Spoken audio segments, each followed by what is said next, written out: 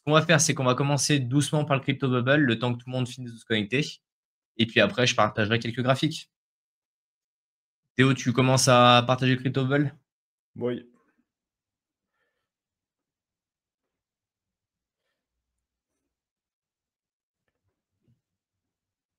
Ah merde, attends, putain, j'aurais pu mettre sur le...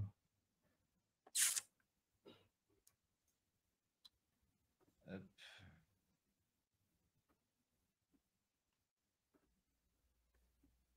Tu me dis quand c'est bon. Ah là, impeccable. Du moins, attends, monsieur. Impeccable. C'est que je viens de changer le son de mon écran pile au même moment. Parce que je t'entendais en fond et là, ça va beaucoup mieux, ouais. Ça va mieux? Ok. Vas-y. Tac, du coup, Crypto Bubble, pas forcément de grosses nouveautés. Alors, je sais, il y a des projets, je sais même pas ce que c'est. Par exemple, le Chain Opera AI, je ne le connais pas. Le Justement, DotZ, attends, je prends là 2 secondes parce que je suis allé voir là en vas-y, parallèle ce vas-y. que c'est. J'aime bien quand je vois des grosses bubules comme ça, me dire, OK, ce que c'est. Au moins par curiosité, tu vois? Et ça sent quand même bien la crypto qui surfe sur le narratif des IA. De ce que j'en ai lu en vraiment 2 secondes, hein. L'idée, c'est de faire, une plateforme qui permet aux personnes de développer des intelligences artificielles qui cohabitent entre elles et ils poussent vraiment la partie AGI. La partie AGI, pour faire très simple, c'est l'équivalent d'une super intelligence qui serait capable de répondre à l'ensemble de vos besoins. Aujourd'hui, vous le savez, on a, je sais pas combien de milliers d'intelligences artificielles différentes qui sont spécialisées dans des domaines différents, que ce soit pour les images, que ce soit pour la vidéo, que ce soit pour le traitement de texte, que ce soit pour la création de factures ou je ne sais quoi d'autre. Et il y a une théorie qui est poussée depuis, ça fait déjà au moins 1 an, moi, que je la vois passer, qui est la théorie de l'AGI, de la super intelligence artificielle. Et les premiers à avoir un peu mis en exergue ça, c'était Genspark, une IA chinoise qui avait vocation à détrôner beaucoup de choses et tout le monde vous dit à chaque fois c'est révolutionnaire. C'est un peu le problème des intelligences artificielles, c'est que tous ceux qui en font la promotion, à chaque fois qu'il y a un nouveau modèle qui sort, c'est oh là là, ça va tout casser, c'est bon, tous les autres sont bons à foutre à la poubelle. Alors qu'on s'aperçoit que c'est pas. Souvent, c'est assez mitigé comme résultat. Il y a des choses très intéressantes, vraiment, et il faut que vous appreniez à l'utiliser pour pouvoir bien performer dans les cryptos. Ça, c'est indispensable. Mais il faut aussi prendre du recul et mettre de l'intelligence et l'intelligence humaine dedans pour être capable de pondérer un petit peu tout ça parce que souvent vous avez des résultats qui sont assez bizarres. Tiens, je viens de voir un commentaire de Hermo qui dit: «Avez-vous vu pour ASI, Ocean Ouais, Protocol quitte le projet?» Alors non, je ne l'avais pas vu. Je vous ai déjà donné mon avis plein de fois sur la ASI, t'as fait aussi, et hein. sur la catastrophe que c'était. Mais ça ne me surprend pas forcément. Après, j'espère que ce protocole-là va se développer parce que pour le coup, je trouve que l'idée est intéressante. Après, il y a plein de problématiques techniques, plein de problématiques de développement et autres derrière. Mais je trouve que l'idée est intéressante derrière Ocean Protocol. Ouais, bah après, Mais moi, je je l'avais vu passer la news qui quittait l'Alliance, en gros. Mais après, il y a Fed aussi, tu vois, qui a pris un coup, je suis en train de voir. Mais dans l'idée, ouais, tu sais, ils s'étaient mis ensemble pour être plus forts. Peut-être tu connais jamais les dissensions après dans les boîtes et tout. Bon, si t'es pas sûr que ça dure autant non plus. bah, en fait, le problème de fond, c'est qu'ils avaient déjà du mal à fonctionner chacun de leur côté. Donc quand tu mets 3 roues carrées sur une charrette, elle avance pas plus vite, hein. C'est un peu le souci. Yes. Et après, je pense, tu vois, il y a bon, Starknet, Tao qui a pumpé un peu, Aster, voilà. Bon, jusqu'au prochain tweet de Sizi, à voir ce que ça fait. Cake, pareil. Je sais pas ce qui s'est passé. J'ai vu passer des tweets sur la Binance Smart Chain il avait tweeté 2-3 trucs que ça avait refroidi tout le monde. Parce qu'il y avait les trenches qui étaient en train de se déplacer un peu de Solana vers Binance. Et là, apparemment, je sais pas ce qu'il a tweeté, Sizi, mais ça a refroidi pas mal d'ardeur des mecs qui étaient en train d'aller spéculer sur la BNB. Voilà. Ouais. Plasma, pas mal de critiques aussi sur comment ils ont lancé leur Layer 1. Donc, il y a eu un gros TGE et depuis, ça a fait que dumper. Donc, voilà, est-ce qu'on a le cours? Et quelle grande surprise! Quelle grande surprise quand on attire l'utilisateur à gros coups d'incentive que tout le monde dump, le plus rapidement possible. Voilà. Ça, c'est un peu le gros problème. Faites attention, hein, quand vous avez des projets comme ça qui débarquent, et qui donnent des gros incentives pour, chercher un maximum de liquidités et de capitaux, en général, le token principal, il ramasse parce qu'il est distribué à tour de bras. Je vois, effectivement, tu disais Starknet a pris 8. Alors je sais pas, c'est pareil, j'ai vu passer un tweet, sur 8%, ça. Je crois que c'est Vitalik là, qui a pris pour l'équivalent d'1 million de dollars en Starknet là. Il y avait un déblocage, un truc dans ce goût-là. Là, il y a hier ou avant-hier. Confirmez-moi ça dans le chat si vous avez vu passer les infos. Et c'est pareil, Starknet, très, très, très déçu, hein. Quand tu vois les 2-3 gars qu'il y a derrière, c'est quand même des pointures techniques. Mais après, la réalisation, L'airdrop, ouais, ils ont, c'est ils à ont un peu. l'image, en fait, c'est à l'image de ce Bull Run. C'est à l'image de ce Bull Run. C'est bof. Tu sais, tu vois, tu fais bof. Un énième projet de plus sur ça, tu vois. Ouais, Ah, mais surtout, je pense qu'ils sont un peu chiés sur le airdrop. Tu vois, il y en a pas beaucoup des projets qui ont vraiment réussi un vrai airdrop après que ça drone. Après, bon, t'as l'impression que bottom is in, mais putain, là, tu regardes le truc, 1 an, tu vois, depuis mars, il se passe pas grand chose, tu vois. Donc, ouais, voilà. bah, Et de toute puis façon, après, c'est un peu pareil. le dernier, Zcash, qui pump, poussé par le Call of the Year, j'en avais parlé sur mon live. Ouais. En gros, c'est un mec, un des gros influeurs. Je sais pas s'il est à Dubaï et tout, sur un event, il s'est rendu compte qu'il devait 54% d'impôts. Et du coup, il s'est intéressé au privacy coin. Et c'est tombé sur Zcash, en fait, qui est clairement pas forcément le meilleur. Mais bon, voilà. Ouais, le truc, ça pumpé. Donc ça, c'est le, le jour de l'émission. Et depuis, il a pris 400% en un mois. Voilà. Donc félicitations au holder de Zcash. Je pense que c'est pas la majorité. Mais bon, voilà. Force est de constater que de temps en temps, la privacy, ça reprend un peu d'engouement et tu vois des trucs comme ça. Ouais, Je c'est de sais la même pas, privacy très, très limitée, hein, parce que justement, c'est, 3%. des Il y a c'est 2-3 ans, quand on avait étudié un peu le truc, ouais. dès qu'ils ont failli se faire délister, et même sur les plateformes où ils se sont fait délister, c'était en mode: «Non, non, mais nous, on fait pas de privacy, hein». Ah, tu vois, ça les arrange bien, c'est un peu le gros problème. Puis à côté, tu as Monero, bon, bref. Bah, il reste dans son canal, bah, ce qui est normal, ce qui est normal. Mais ouais, non, franchement, marché, un peu boring, hein, franchement, bah, on Donc, s'attendait à ce qu'il y ait, je sais pas, des innovations, des trucs, et pour l'instant, là, depuis 3-4 ans, ouais, assez déçu. Globalement, de toute façon, c'est pas la première fois qu'on vous en parle, hein, mais assez déçu par les innovations, techno, sans même parler du prix. Il y en a eu quelques-unes, mais disons, parce qu'il y a eu l'arrivée de tout ce qui est DR2 sur BTC. Il y a eu pas mal d'innovations, côté BTC, pour le coup, mais sur les alts, pas de trucs extraordinaires qui sont sortis, hein. Il y a eu un petit peu, avec Celestia, la conceptualisation de la modularité. Il y a eu un peu cette histoire d'IA où il y a eu deux trois cryptos qui ont essayé de développer un peu les trucs, un peu de RWA. C'était un peu la grande tendance. La DeepMind était déjà créée, mais elle s'est un peu plus développée, encore pas de choses exceptionnelles. Si, il y a eu le Proof of Useful Work qui est sorti, qui a donné un peu de choses concrètes, un peu grâce à l'IA. Mais ouais, il y a eu Hype qui a essayé avec Hyperliquid là, qui a essayé de décentraliser des choses qui étaient un peu centralisées. Heu, Ondo, Global Market, Pendle, Etna. Etna, c'est une copie d'un truc qu'on avait déjà d'avant, en fait, des cycles précédents. Pendle, c'est pareil et Ondo, ce que je dis, c'est un peu c'est ce qui est arrivé un peu dans le RWA, mais c'est pas encore, extrême. Oui, C'est après, pour solide l'instant, quand c'est même, c'est vrai. faut aller loin, hein. Il y a certains projets, faites gaffe, hein, les gars, hein. Là, dans ceux que tu as listés, il y en a où faut vraiment faire son analyse fondamentale en profondeur, hein.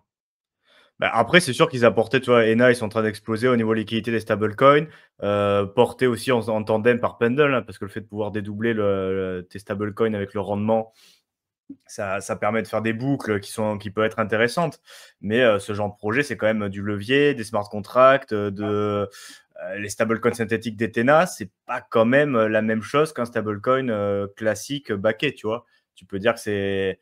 Alors, ils gèrent bien leurs risques, machin, c'est sur la tokenisation des produits dérivés, sur les futurs. Alors, ils ont séparé parce que moi, je l'étudie un peu le projet aussi, mais c'est quand même, il y a quand même du risque à tous les niveaux, quoi. Plus que tu vas le boucler sur Pendle, plus tu vas faire des vols sur Aave et tu boucles tout ça plusieurs fois. Je peux te dire que le risque, il est quand même très présent et même s'il y a une bonne gestion, c'est de la crypto, tu n'es pas à l'abri qu'il y ait une contagion, un truc qui vienne, pas forcément deux, et tu peux quand même te faire ramasser sur des projets comme ça, quoi. Tant que la tendance est plutôt haussière en général, comme pour l'instant ça va, mais on verra en bear market, hein. S'il faut, ils s'en sortiront très bien, mais quand même, voilà.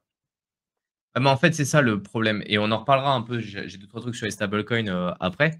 C'est que la plupart des gens qui sont ultra hypés, en fait, sur Etna, c'est qu'ils ont pas connu l'UST. C'est qu'ils ont pas connu, en fait, tous les stablecoins algorithmiques avant qui sont cassés la figure et il y en a eu énormément et moi, quand je vois la la mécanique derrière le stablecoin, qui est fourni par Etna, je me franchement, je me pose la question du niveau de risque lorsqu'on est en bear market. Quand on est en bull, pas de problème, le truc il fonctionne bien, pas de souci.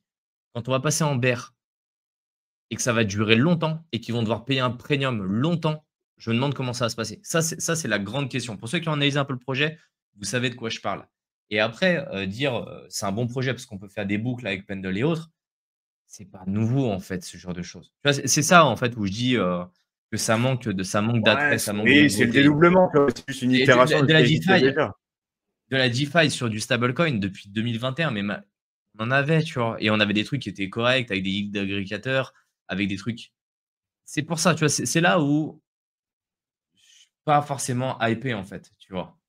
Oui, non, mais on est tous pareils, hein, on est d'accord, hein.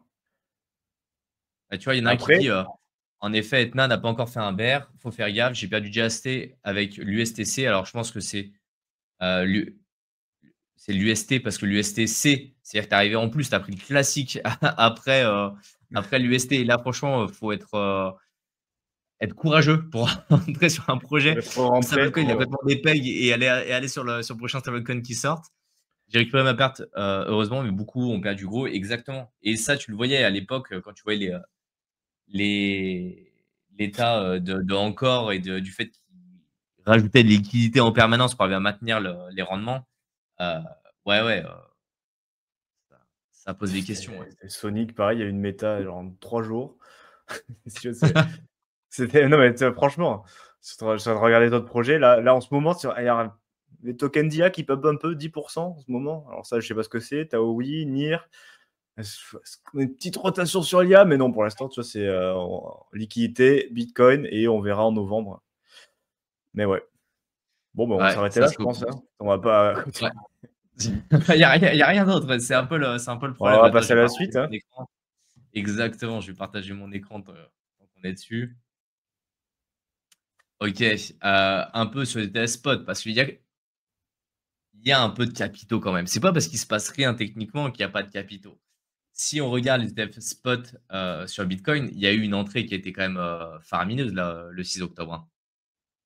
1,2 $, c'est quand même monstrueux et majoritairement, directement chez BlackRock et même le lendemain chez BlackRock, ça a été costaud. Non, non, il y a C'était des quand la grosses TH? Attends, je vais entrées, regarder, hein. je pense qu'on doit pas être loin de la TH pour le coup.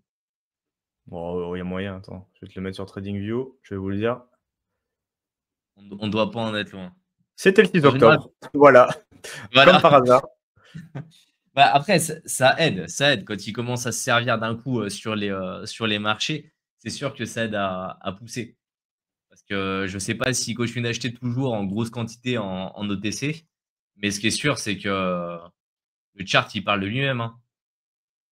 Et c'est marrant de voir que les utilisateurs, ils rentrent de manière agressive sur le BTC, tu vois?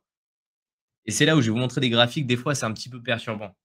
C'est que d'un côté, si on regarde, ce graphique-là qui est le DXY, le DXY pour faire très simple, le principe c'est de dire: «OK, on compare le dollar américain contre un panier de» je vais dire de stablecoin, mais non, contre un panier De de fiat. monnaie, fiat, comme l'euro, la livre sterling, ce genre de monnaie et dès qu'on est dans cette zone grise-là, c'est-à-dire qu'en fait, on perd en pouvoir d'achat. Le dollar américain perd en pouvoir d'achat, sachant que c'est quand même la première mondiale.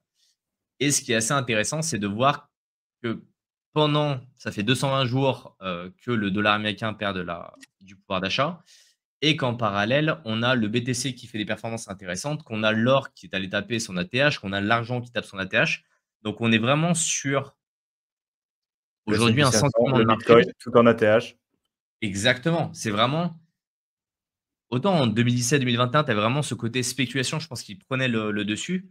Autant là, je pense que dans l'état d'esprit des gens, peut-être que c'est de la pure spéculation, mais on commence à voir doucement une petite bascule à se dire, bah, peut-être que le BTC, c'est en train de devenir une réserve de valeur. Nous, on vous le dit, c'est notre point de vue, mais peut-être que dans l'esprit du grand public, ça commence à devenir de plus en plus quand on voit les grosses structures qui commencent à en acheter, en pelletée, même à des prix qui sont, juste, hallucinants.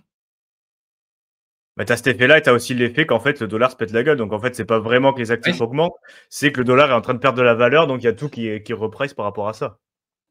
Exactement et après il faudrait voir, mais je sais que sur le long terme, on avait déjà constaté ça, le BTC surperformait la baisse du dollar. En fait, c'est pour vraiment voir si le BTC, fait de la performance, il faudrait effectivement soustraire, la partie, d'évaluation de l'USD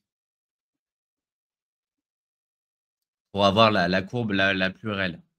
Mais globalement, on est quand même sur une courbe qui est assez positive en termes de pouvoir d'achat. C'est là où je vous le dis, c'est sur ça qui est super intéressant, c'est de voir si vous maintenez vos pouvoirs d'achat ou si vous l'augmentez.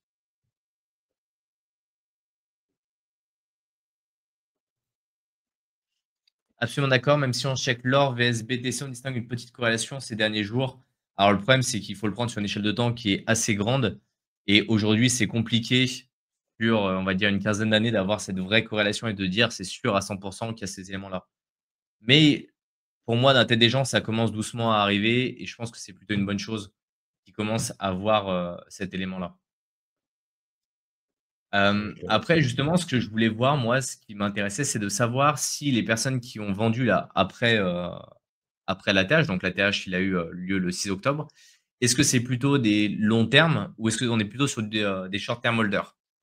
Ce qui est intéressant à voir, en fait, c'est que c'est majoritairement des short term holders. C'est des mecs qui rentrent, qui font un peu de gains et qui ressortent. Les personnes qui ont du BTC déjà depuis, longtemps, plus de 6 mois, c'est ce qu'on appelle les long term holders, eux, ils vendent pas. Ils sont pas sortis. Donc, c'est à dire que les holders BTC long terme croient toujours dans le BTC et croient toujours dans le fait que le BTC va monter. Par contre, tous les nouveaux qui arrivent, ils prennent un peu d'argent, ils font un peu d'argent et ils en ressortent. Donc, c'est là, on voit que la confiance, elle est plus limitée. Par exemple, que sur de l'or où les personnes, elles vont avoir moins tendance à spéculer dès que le cours de l'or va avoir tendance à monter. Et plus le cours de l'or a tendance à monter, plus implicitement, c'est-à-dire que vous êtes en train de vous faire dévaluer aussi. Donc je pense alors que sur le BTC, les gens, il y a vraiment encore cette partie spéculation qui perdure, même si on a tendance à croire que ça commence à changer un petit peu. Ouais, après, tu Si on vois, si tu regarde veux, justement un petit ouais, j'étais en train de regarder, après on pourra le partager, mais effectivement, ça, on est corrélés depuis, ouais, on est quand même assez corrélés, mais depuis, attends, je le regarde un peu, à partir de novembre 2023, on est sur un ratio de corrélation, positive entre l'or et le BTC, tu vois? Et plutôt élevé, tu vois? En général, on est, depuis quasiment 2 ans sur un ratio au-dessus de 0,73, tu vois, de corrélation, donc corrélation positive, très forte, forte à très forte.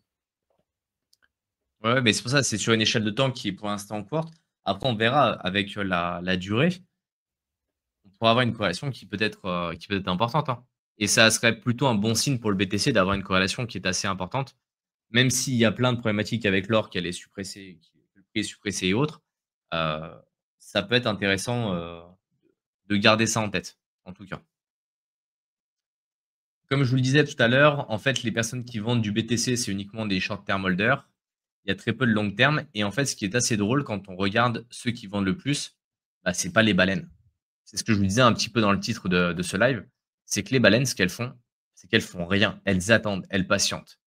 Et la majorité aujourd'hui des personnes qui vont vendre en fait du BTC, c'est plutôt des petits holders. Donc C'est ça les va fiches, de c'est les fiches, exactement. C'est les c'est les fiches qui crabes. vont, c'est les fiches, les crabes. Alors, j'ai plus les quantités exactes. De mémoire, Shark, je crois que c'est à 1 à 10 BTC et après ça va être 0,1 à 10. J'ai plus les chiffres exacts, Tu vois? mais vous êtes en dessous de 10 BTC. C'est ce qu'on appelle des petits holders et c'est eux majoritairement qui vendent. Donc c'est des personnes qui se prennent des claques dans par le marché en permanence. Les gros holders, ils continuent d'accumuler. Donc si vous avez une vision, très long terme, patientez. Patientez, continuez d'accumuler. Sur le BTC, pour moi, le prix est un peu haut, j'ai mal rappelé, pour ce cycle-là. Pour dans, 50 ans, oui, on est sur un prix qui est effectivement très abordable. Donc voilà, c'est un peu les mêmes graphiques qui sont présentés différemment. Mais c'est assez drôle. Les ventes des Whales, c'est zéro, zéro BTC. Whales, alors j'ai le truc, je peux le dire comme ça. Whales, c'est Ouais, entre 1000 et 10 000 BTC. Le Shark, il est entre 100 et 1000 BTC. Le Fish, entre 10 et 100. Donc déjà, Fish, c'est millionnaire. Hein. Au-dessus de Fish, Fish et au-dessus, c'est millionnaire, voire multimillionnaire, voire milliardaire. Le Crabe, il est entre 1 et 10 BTC. Et la Shrimp, il a moins d'un BTC. Voilà. Ça, ouais. vous savez aussi votre catégorie. Et surtout, vous voyez qu'en fait, c'est effectivement les plus petits porteurs qui se mettent à vendre en priorité. Et pourquoi ces petits porteurs se mettent à vendre? Ben, en fait, il y a cette histoire des cycles de 4 ans dont on vous parle assez régulièrement. euh, Où aujourd'hui, on est encore dans le timing. On aime à vous le rappeler. C'est pas parce qu'il y a beaucoup d'indicateurs qui commencent à dire que potentiellement ça peut s'étendre, que la macro elle est pas forcément bonne, qu'on voit une vision plus long terme, que pour l'instant le cycle il est cassé. Donc il faut juste être patient. Effectivement, si on regarde les perfs par rapport aux autres cycles, c'est pas horrible. Les perfs du BTC sont très corrects. Le problème, c'est que la majeure partie des personnes sur ce cycle-là sont exposées full alt. Et quand je vous parle d'alt, c'est même pas de l'Ether. Donc, comprenez que tant qu'on n'a pas eu de scénario qui dit qu'on part sur une 5e année, une 6e année ou un cycle qui est plus long, pour l'instant, on reste sur cette temporalité-là. Et pour l'instant, de ce qu'on en a vu, il n'y a pas de retournement de marché. De tous les indicateurs qu'on regarde, il n'y a pas de retournement de marché. Fred qui dit les whales ont toutes perdu leurs accès, en fait, tu as toutes les nouvelles whales qui sont arrivées. Donc oui, il y en a peut-être historiquement qui ont perdu leurs accès, ça c'est sûr. Parce que dans les 4 millions ou un peu plus de BTC qui sont perdus, euh, c'est sûr et certain.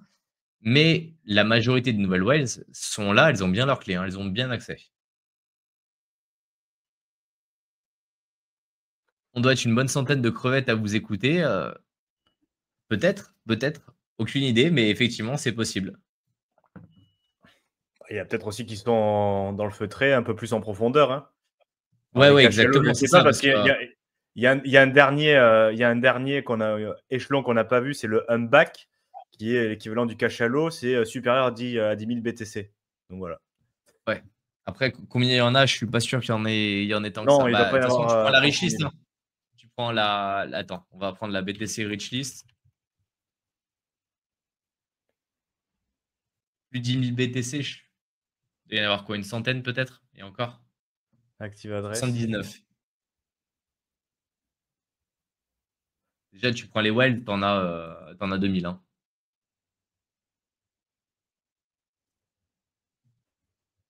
Et tu disais que Shrimp, c'est quoi? C'est Moins 0,1 de 1. à 1.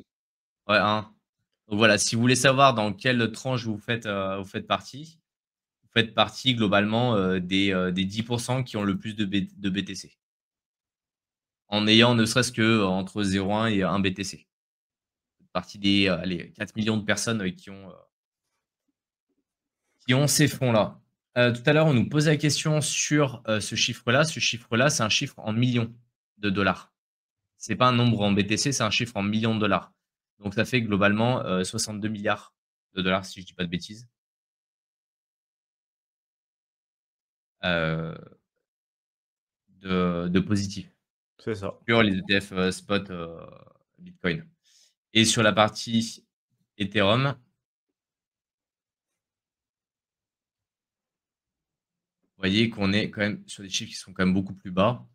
Là, on a eu une belle entrée, hein. Le 7 octobre, 420 millions, c'est quand même pas dégueu. Ça se calme, ça s'est un peu calmé avant-hier, pardon, hier. Et on est quand même sur un net positif de 15 000 millions. Donc c'est quand même pas dégueu. Perso, j'ai vendu mes BTC pour les placer sur Ethereum à des prix intéressants, BTC haut, Ether bas. Exactement, c'est une bonne chose. On n'a pas la même stratégie qu'un whale qui va garder à vitam ses BTC. Ça dépend, il y a des whales qui vont sortir. De toute façon, quand elles vont commencer à vendre, le marché il va ramasser, hein. Parce que c'est pas vous en tant que crevette qui allez avoir un impact dessus. J'ai 10 euros automatiquement chaque jour sur BTC, quoi qu'il arrive, pump and dump. C'est une bonne chose. Après, faire attention aux frais qui cumulent. Parce que quand tu commences à avoir plein de petits achats comme ça, et puis surtout, faut noter toutes les entrées avec tous les prix pour la fiscalité française. Quand tu vas faire ton calcul de plus-value à la fin, c'est un peu embêtant à coût de 10 euros. Mais c'est effectivement, c'est une bonne idée.